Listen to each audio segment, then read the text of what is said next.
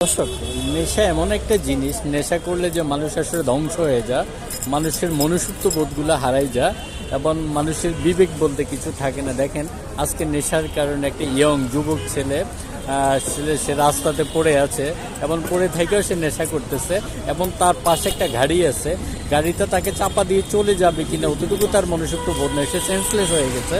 তো দেখুন, সেই নেশার মাঝেও একটা কুকুরের প্রতি তার কঠিন সিম্পথি।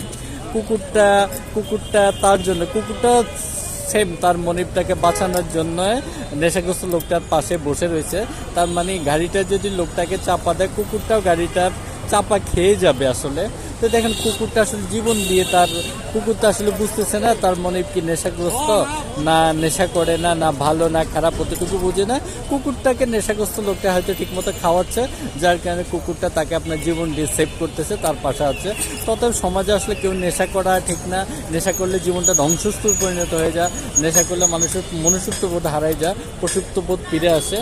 তো অতএব সবার কাছে সবাই যেন নেশা থেকে দূরে থাকে। এ দেখেন, একটা লোকের জীবনটা কীভাবে তছনছ হয়ে গেল নেশার কারণে।